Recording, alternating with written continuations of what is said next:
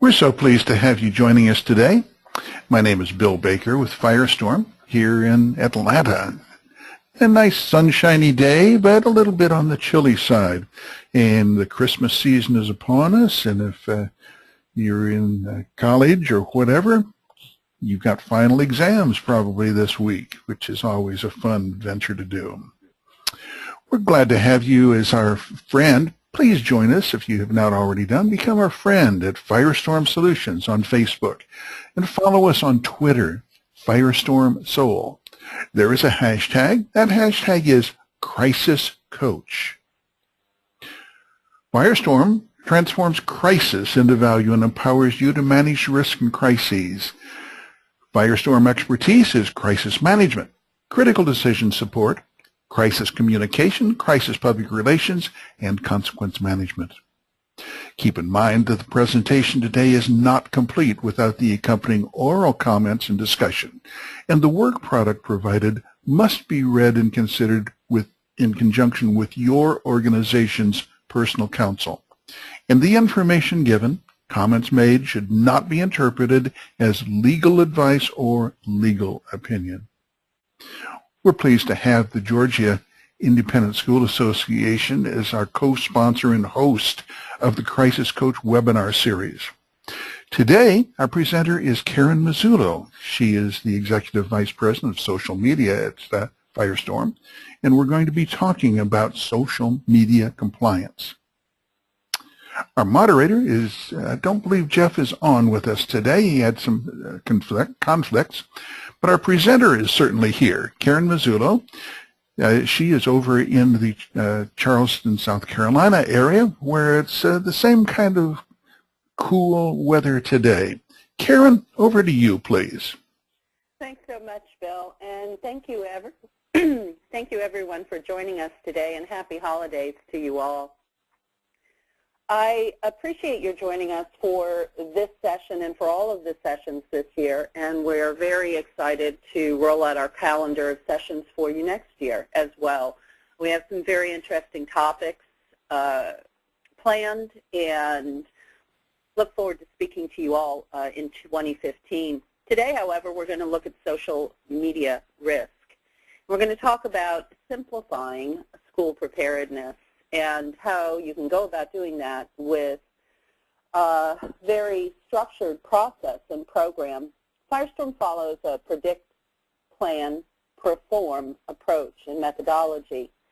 And in the predict phase of any risk management approach, we first must understand the vulnerabilities, the threats, and the impacts. In the planning phase, we look at developing policies, processes, and procedures, and in the perform phase, we want to implement those viable solutions, the training and the testing.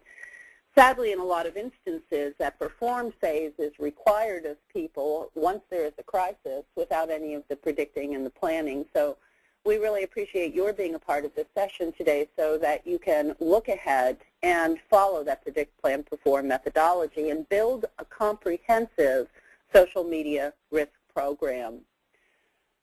In social media risk, one of the key pieces of what we do and what we help you with and learn to do is adding monitoring to your entire program. Your school's students, the staff, your profile, your school's brand, and your reputation are key assets that must be protected, and they represent potential targets. And the risks have certainly escalated over the years and on a daily basis, and that risk escalates. In the past, we may have identified a risk and over a period of 6 or 7 months been able to talk about it, address it, put a solution in place, and that solution would be appropriate for a number of years. In today's environment, in the technology environment, things move so very quickly, and as soon as we identify a risk and develop a solution, 7 other tools, technologies, and applications have evolved very quickly and replaced the risk that we addressed and covered. So Firestorm hopes through its social media monitoring program that we can keep abreast of new and emerging risk technologies, and then also assist you in figuring out how those are entering into your schools and being used by your students, teachers, communities, and others. We really want your school to be positioned to respond if a threat occurs. And one of the things, I have a quote here from our president, Jim Satterfield. When he and I, about 3 or 4 years ago, were looking at this subject, he said this, and he was quoted in Continuity Insights magazine.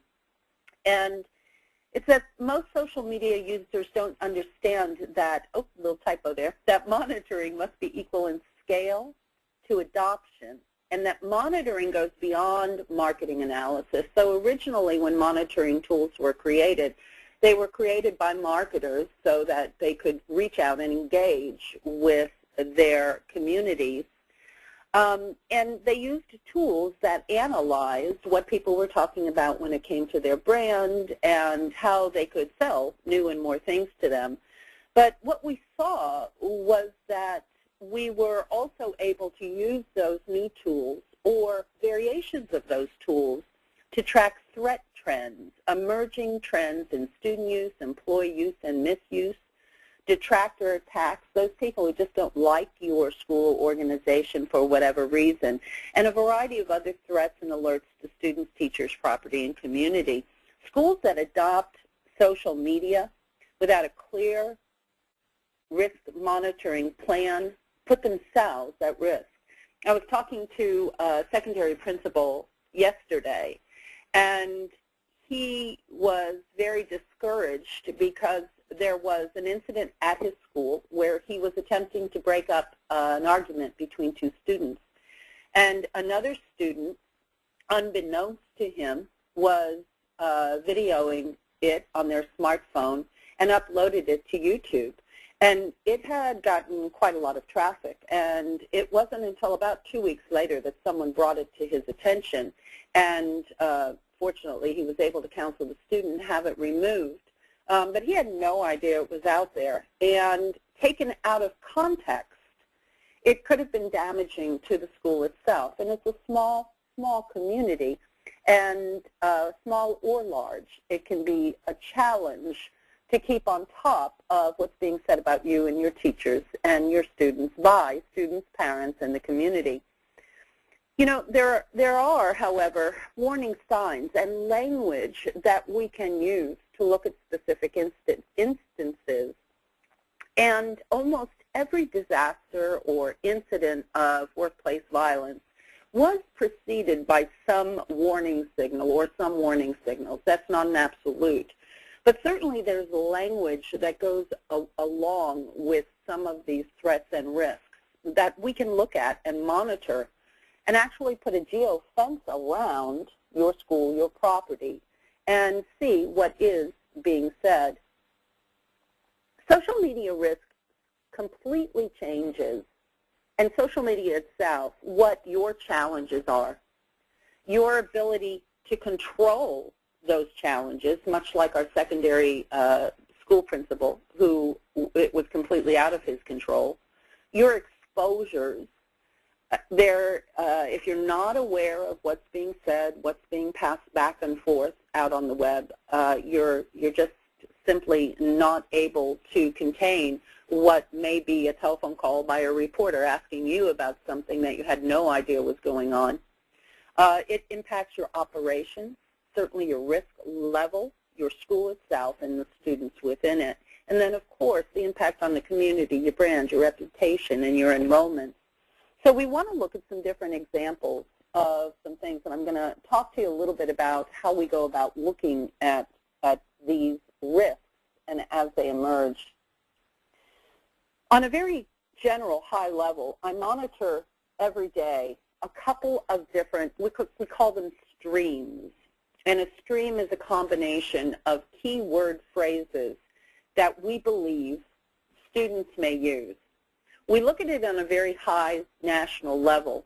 If we were to look at it on a micro level, in your region, your location, your school, We may use a different nomenclature because different regions of the country use different words for different things.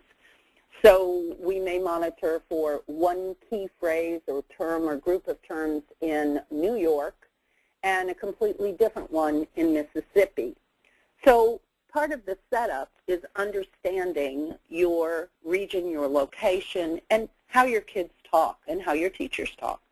And then setting up the streams so that we're catching specifically what's going on in your area. But on a very high level, I look for things like school is on lockdown. I look for bomb threats. And I look for gun at school or some other terms that turn up things like this. And what I'm seeing here is was a cartoonish image of guess who's going to kill everyone at school tomorrow. And of course that's very disturbing. And at that point, what I'm able to do is dig a little deeper, and we'll talk about that in just a moment. This is another one that we turned up, and this was very quickly favorited. Okay, so this is from Twitter, and someone clicks favorite on this, and then it was shared and retweeted. Hey, favorite this if you think Maris should threaten to bring a gun to school again for a senior prank. Now, we're talking about kids who are joking with each other, and the idea that it's never a joke is very difficult to help students and others. I've seen adults do some of the same things. It's really challenging to get them to understand when everyone in the world is constantly posting, not everyone, that's an exaggeration, but we have this sort of Kim Kardashian thought process going on where everybody is posting about themselves constantly all the time, and that the number of followers somehow represents popularity in some way. And so there's a real educational curve here that these just aren't funny things. These aren't jokes, and there have to be repercussions for these jokes. And this is one that has a very interesting timeline to it. I saw this image come up through the thread I was monitoring, and it is the image of on the right that I saw. So first I saw this image of a young man in a classroom with a gun. And it looked like it could be collegiate. I wasn't sure. And part of me said, this could be a doctored photo. It could be photoshopped. It could be a joke. But going along with that, it's never a joke. It didn't seem funny to me at all. And the challenge becomes in that our students are savvy. I mean, they're hip to what we're doing. And so their accounts are oftentimes very anonymous. And they're not using their real names.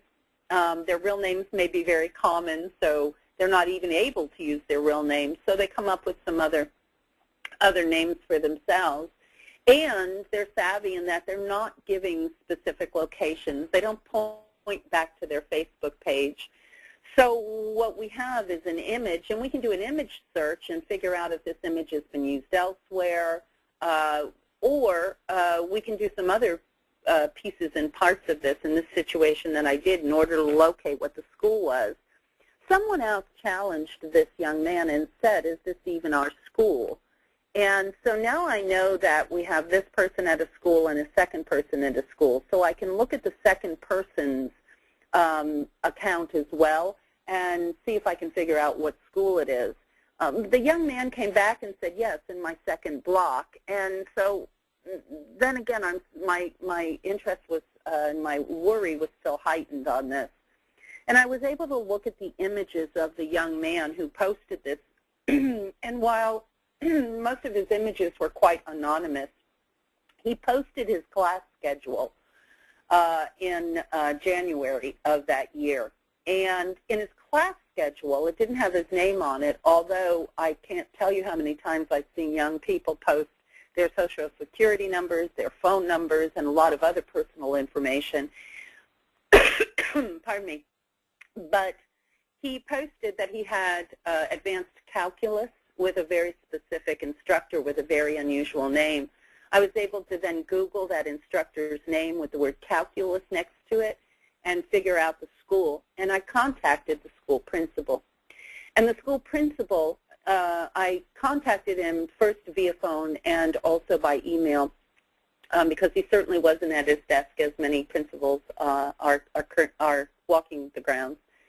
And he contacted me back within 5 minutes.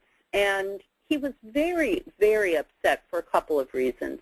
First, he realized and assumed this was not his school. They didn't have a computer lab that looks like that. But the problem for him was that they had just done some very intense training on if you see something, say something, and nothing is ever a joke. And he was so disappointed that no one came to him and reported it, because as we watched the image, it had many, many likes. People reshared the image, and no one put it to his attention and said anything. Now, as far as the young man goes, it was, in his estimation, a joke. The challenge was, and by the way, the principal did call me back. He had the young man in his office, he had the parents, and they had a conversation. There are two challenges with that, however, is while I saw it and was able to notify him, and we have since developed a great relationship. He's a wonderful guy. And he was brought in specifically to address security in a specific school. In between the time that he spoke with me and was able to pull the student out of class, 3 parents saw this tweet and called him and were exceptionally upset. So there was an impact that was, fortunately it wasn't a real gun, but there was an impact that was broader to the brand of the school itself. And the sad thing for me is that a couple of weeks later, I was curious, so I just hopped back over to the young man's account to see if maybe he had locked it down, made it private, to see if possibly his parents weren't letting him somehow get to the account any longer. And the account was very, very active. While this image was gone and this phrase was gone, he was still tweeting out some really not smart things. So there's an additional step in any program, as we know, where not only do we monitor and find what those risks may be, but we certainly want to educate parents and students in what our next step activities and actions afterwards. What we do when we monitor, we do 2 things. First, we listen. So we have a tool that allows us to do a broad pattern of listening. When we see a specific issue or a threat, one of my team will alert me or someone else within the organization, and then we can do what we call looking. So we first listen in a broad way, and then we look very specifically at an issue or a threat. And what we do at that point, then, is we are able to specifically locate if geolocation services are turned on a device, on a mobile phone, and so many, I'd say the majority are. And we're able to look at the circle of friends and contacts that person has in order to establish either their real account or the location or the school that may be a threat. We're even able to follow that if it's a public account, again, with geolocation, someone moving from their home through to a local store to get a coffee before school and then walking onto the school grounds.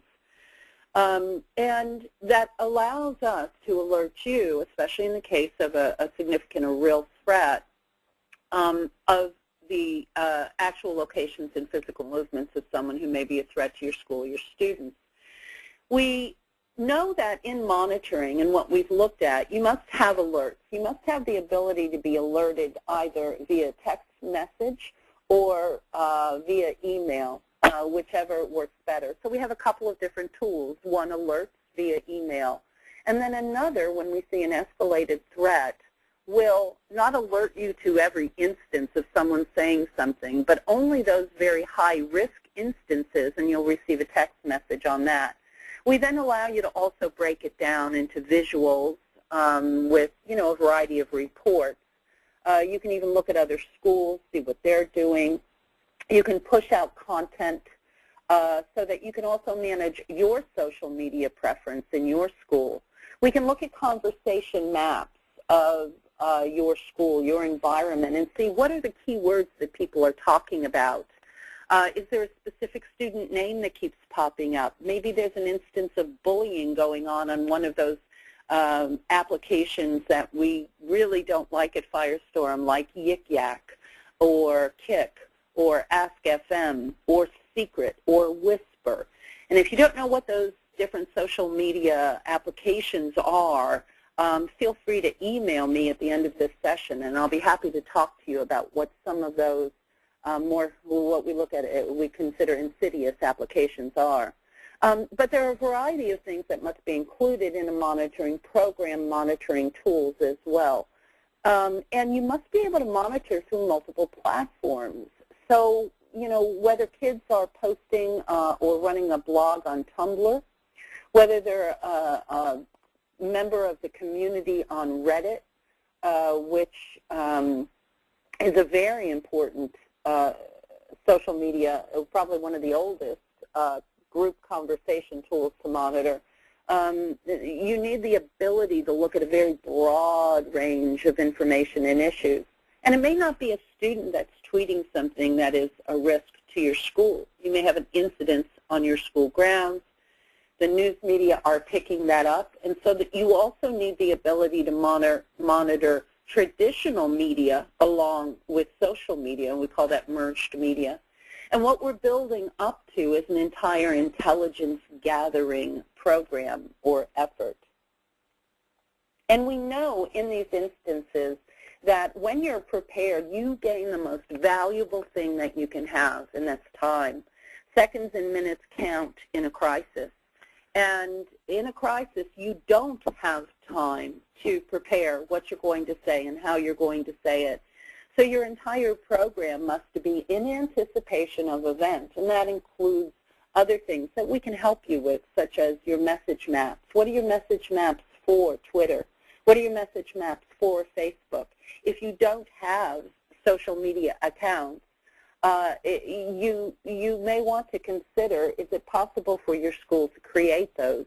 So if there is an incident, if there is something where you need to communicate with a large number of people, and you want that message shared, you want people to be pushing out your message for you, recognize that many of your parents are on Facebook, and they will spread a message of their own if you do not help them understand what message is to be spread. I wanted to show you these images because it's a trend that I find very frustrating. About the end of 2012, the beginning of 2013, I started to see this happening, and it was really, it's just frustrating to me that it's actually a trend, and it's the lockdown selfie. You know, we bring our children into the classroom, and during the day we have to have drills. We have to make sure we're prepared, and so we have a variety of drills, shelters in place, and lockdowns. And because the kids are kind of bored during a lockdown, what they're doing now is these are very mild, but there's been such a variety of the lockdown selfie that kids are posting, of things that they're doing when they are supposed to be in lockdown, paying attention and being focused. We have a recent blog article on our website on this issue, and you can read more about it. But the other thing that bothers me about the lockdown selfie is something that I saw in the shooting in Chardon. And Chardon, frankly, just really shook me up.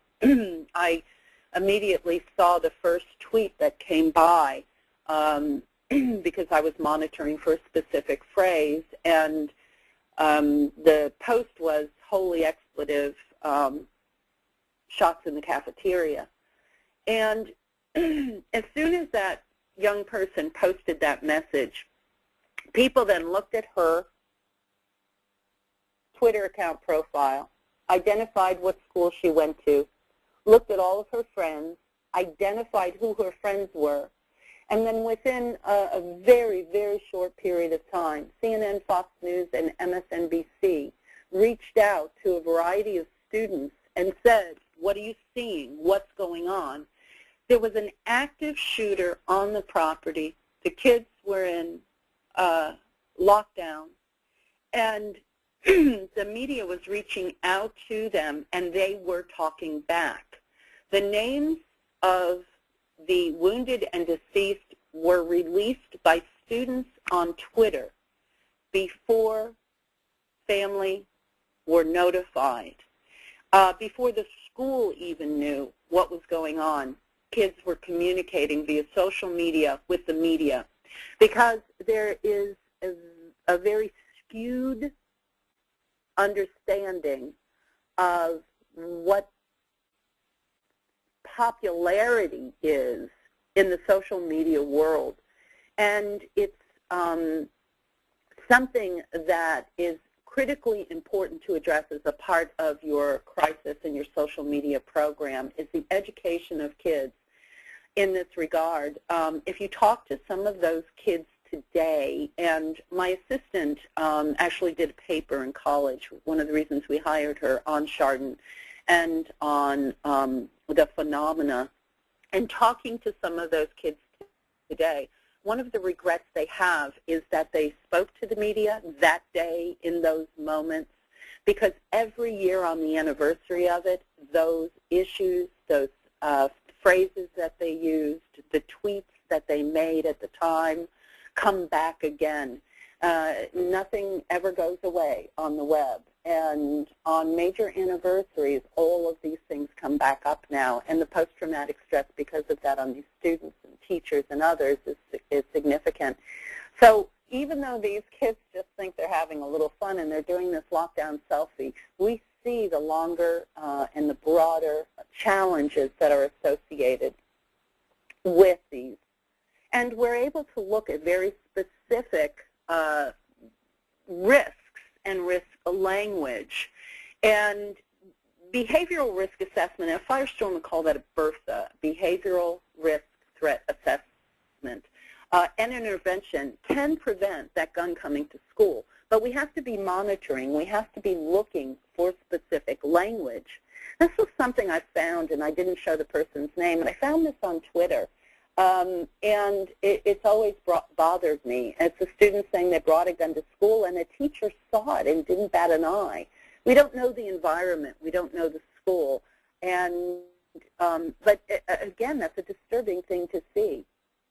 So what we want to do is make sure that your social media risk program, and it's not just about monitoring, it's about an entire program, is based on an entire framework and overarching policies that define the specific goals of your program and how it allows you to keep people safe on your grounds.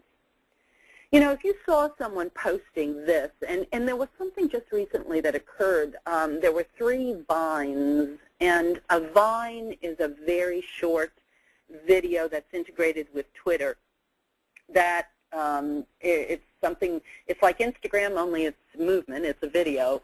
And I saw 3 short vines being added after a sports game. And in one of the vines, the kids were talking about someone whose butt they were going to kick. And the second vine showed these kids getting themselves really worked up to do it. And the third vine showed the kid walking through the hall and just getting nailed in the side of the head, and then suddenly there was an all-out melee. There has to be a way, instead of posting these so that we get tons and tons of views and have this skewed sense of popularity, that instead alerts are given. And fortunately, we do have some ways of seeing, of watching, monitoring, looking at language in order to identify what may be an evolving risk. This was a young woman whose messaging I saw that is just like that. I may use the words scared, frightened, and school, go back to school, together in order to find where there's an issue. In this one, I saw a young woman posting that she just had a fight with someone, and now she was scared to go back to college in case he might start off again. This was a high school student who was going to a college campus for advanced classes. She said, it's no biggie, but I'm scared of him as he's so aggressive. And then she posted, can I just give up on life now? This is someone who we have a responsibility to find out where she is, who she is, and help this person who just wants to get an education. Social media changes the way not just businesses, but schools are regulated. And as we see more and more formal regulations evolve in the business world through FINRA, the SEC, the National Labor Relations Review Board, NAIC, FFIEC, unions, and others, we start to see best practices emerge.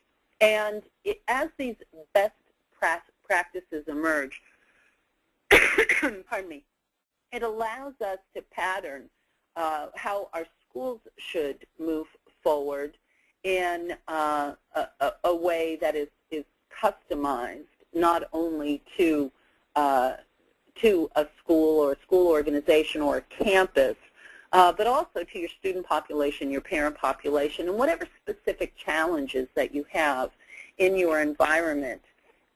We have a responsibility to protect ourselves against account hacking. I think we've all been reading about Sony and how Sony has become a target for hacktivists, and how individual employees are being threatened. And those individual employees who are being threatened are now coming together with the threat of a suit against Sony, and they have that right. So we have a responsibility to protect ourselves against account hacking, account mismanagement, whoever may be messaging on behalf of your school, your organization, your football team, your soccer teams. You may not even know that there are accounts messaging on your behalf out there. There was one university that we were working with, and prior to mapping out their plan for them, I gathered together all of the different social media accounts I found on them, and I found 22, and they were aware of 2 of those accounts. They weren't aware of any of the alumni groups accounts. They weren't aware of any of the individual sport accounts that different members of the sport teams and coaches had created. They weren't aware that individual instructors and teachers had created accounts just for their groups and were messaging in a way that was not appropriate to the program that the university had put in place. But if you're not aware of it, out of sight, out of mind. Brand jacking, people taking over your account, hacking into and taking over your account, and messaging things from your account that can be very dangerous, that can falsely worry and alert parents in your community. Now, again, we can use social media to the positive of all these points and pieces. If there is a severe weather alert, if there is an issue for some reason, there's a leak of a chemical in the area and you need to shelter in place or you need to close your schools, you can communicate so effectively and manage your own message so that other people aren't managing your message. I don't only want to pose the threat piece of this, but you must be managing it before you can both manage the positive and keep alert of the negative that may be going on. One of the key points of the social media risk that happens is there is a lack of monitoring and control. So schools or companies will set up some social accounts. They'll say, oh my gosh, this is too much work. We don't have anybody who can do this. Or the person who was doing it leaves and goes somewhere else, and the account falls into disuse, and that makes it ripe for hacking. I consulted with a school bus organization, and they had a very active Facebook account, and they posted to it all the time. They really did a good job of managing it, and they integrated it with their Twitter account so that as they were posting on Facebook, it would automatically post to Twitter, which many people do. The challenge with that is that they never looked at their Twitter account because they thought, oh, there's no problem. I'm posting on Facebook. It automatically posts to Twitter. Everything's good. Well, the Twitter account had been hacked months prior. And there was some significant negative messaging that was going on their Twitter account. No one ever notified them. They were never aware of it. And that account was being used by hacktivists to put forward some very negative information on another subject. So you must be aware. And by having the right tools in place, you don't have to expend a significant amount of effort in order to do that. And it allows you to prepare against potential litigation or risk of harm to students, to others in your community, to your teachers, third-party attacks, and those people who, for whatever reason, simply don't like you. And there are always going to be people who simply don't like you, whether it's a competing school in sport or someone who is a former student who, for some reason, just wants to put out negative information about you. You'll be in a position where you can actually monitor that. In social media risk best practices, and what we're talking about is there is an expectation that you will manage the risks. There's an expectation that you will understand all of these parts and pieces and that you will manage it. And you must manage potential risk associated with social media use and access by identifying what those risks are, monitoring for those risks, and then measuring and controlling them through a formal program with education and the tools that allow you to see inside what's going on without expending a significant amount of effort. A social media risk program today must contain a few different things. You must have a solid governance structure where social media is important. It must be an issue that is discussed, and it must be a subject that has concrete, viable solutions built around it. If every time that the board meets, the school board meets, or the heads of school meet, you say, yeah, it's a problem, but what are we going to do about it? Well, we can't really do anything about it. Let's hope nothing happens. That does not protect you in the way you need to be protected. So even though you might have a couple of teachers who look at social media once in a while, you must be aware of what's being said about your school, what's being said to your students, and also what your teachers, your instructors are, their communication with students on social media. And you must monitor that and make sure it's appropriate as well.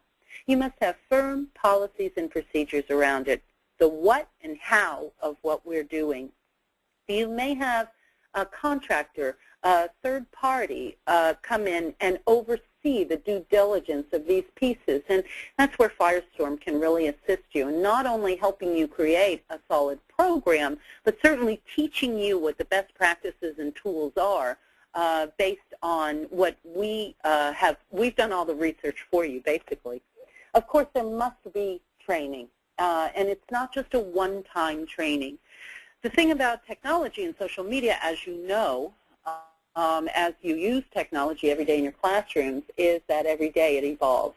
And so it's dynamic. And having once-a-year training is probably just not enough. Fortunately, we have these great webinars that you can attend once a month. And as we see something evolving, if there's a new tool that we know is a risk, and recently I did a webinar, and I'm going to show you where those are, for another school organization on Yik Yak, on Whisper, on Secret. Those are all sorts of anonymous apps that are used for heavy bullying. You must have some sort of oversight for monitoring, and whether that be a tool that allows you to pull out a report once a day, once every couple of days, once a week, once a month, and make sure that your senior leadership, your heads of school, your board, is aware of this is the chatter, this is what's going on, this is how people are talking about our school. And make sure that you have a plan for addressing that, but also for messaging in a very positive way. Audit compliance, how do you know? Are you sure? If somebody comes in and does an audit, do you have records? Do you have reports? The tools that we have allow once a month every single mention of a keyword, of your school name, of people who are tweeting on your behalf or Facebook messaging on your behalf, or people who are posting on your message on your Facebook wall or on your Twitter account or Instagram account. You can download that so that you have a nice report that you can put in a folder or file and have the information if needed through audit or compliance.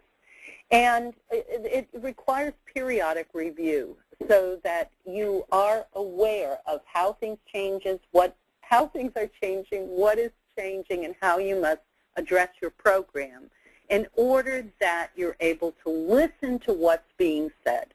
So once you have a program set up, you can actually listen to what's being said and look at the context that it's placed in. You can evaluate who is talking about something and why they are talking about it.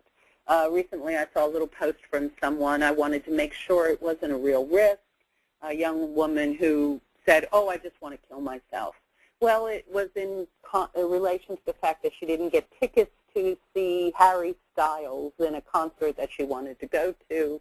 And so once we have the time and the availability and we have these search set up, we can dig in a little bit deeper and make sure that we understand who's talking, what they're saying, whether we need to engage and intervene, and also to help people understand who is listening to this messaging. You know, in my situation with the teacher in North Carolina, with the principal in North Carolina, 3 parents contacted him after seeing that. So parents are watching these things. Your community is watching messaging. So you must monitor, measure, and most importantly, you must act. It's no longer enough to think of social media as just another way to market your school or to promote your sports programs. If you adopt social media, and if those of you who have not yet, if you are thinking about using it to help your sports teams, help communicate with your alumni, and you don't have a clear, concrete risk monitoring plan in place and a program, you're going to put yourself at risk. The act of having your reputation, your brand, your message, your identity, or a confidential piece of communication co-opted by an unauthorized person is a significant risk. And what we see quite often is not only the leaks that happen when an employee or someone other that's associated with your organization is disgruntled, but specifically when they've been put on leave or an extended absence for some other issue. And that's when they go unattacked, especially if that person has the information and login credentials of your social accounts. So the management of your social messaging must be very carefully thought out. Here you can see, as we started for one school, some of the monitoring actions that we laid out in place for them as they began their program. And we'll be happy to share the PDF of this presentation with you after this session. And you can see that it includes some very concrete steps. Then we have a phase 2 where we start training people on the tool and the kickoff of that. We train the school staff on the platform, on what streams are, on what alerts are, staff monitoring and coordination. And then we have a phase 3, which is the actual monitoring oversight, how we can hold your hand and help you through issuing weekly reports, updating documentation, updating keyword streams as issues define the need to do that. So as you look at your social media risk program and mitigation strategies, we want you to put it into 3 key buckets. First, define the framework. What are your requirements? What are your objectives? What are the performance drivers that are pushing you to do this? And how are you going to manage any overlaps or gaps that exist? Who's going to be in charge of new tools? Who's going to lead that discovery?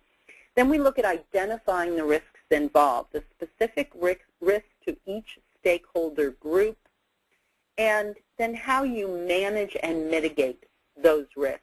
Can your social media approach be designed to reduce or completely eliminate those risks? What strategies are possible for each risk you identify? Do you have messaging in place for each of those crises or risks? Remember, please, if you take anything else away from this session, your school community is very active on social media, whether you know or not. Don't be fooled by the informality of social media. Your voice, the voice of your school, must still be that of one of authority. Know what's being said about your school, your students, your community, your parents. Be aware. Know the implications of posts that you make and that others make on behalf of you and on your social properties, and act now on gathering the intelligence. Monitor, monitor, monitor.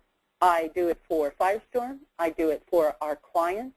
My team is active every day in monitoring risks and threats, and we're able to intervene early enough so that you don't know about the situation that we're talking about. Establish staff contact rules, codes of contact, maintain confidentiality, and appreciate just what something going viral can do, whether it's a negative thing or a positive thing. Social media is media, and it must be managed as such. And we ask that in order to help you, that we come in and we can work with your schools and our great friends through Georgia Independent Schools. We, of course, always offer to you that we will come in. We've got a $2,500 assessment that we're able to do, and we are happy to extend that to you as a member of GISA at no fee. We'll do an expert analysis for you. And if you'll just contact us at webinars@firestorm.com, we'll be happy to implement that and make that happen for you. At any time, you can watch past webinars and register for future webinars on our website at firestorm.com. If you go to firestorm.com/GISA, you will see all of the past recordings from 2014, and again, our 2015 sessions will be added as well. I appreciate your giving me the opportunity to talk to you today about social media monitoring. You can visit our website at firestorm.com, as you see on your screen now. And if you'll scroll down on the screen, there are a variety of papers currently now that you may be interested in reading from our CEO. We have a strong point of view paper that Harry recently wrote on copycat activity, and also on the controversy of arming teachers in the classroom. You can also click into our entire YouTube library of sessions for other associations and organizations, business and schools, everything that has to do with how you can help protect your school and your community. I went a couple minutes over. I do apologize, but thank you so much for your time today. And if you have any questions, again, please feel free to contact us at webinars@firestorm.com. Thank you for your attendance today, and this will conclude our session for today. Thank you very much, Karen. Happy holidays to all of you. Happy holidays. Bye-bye.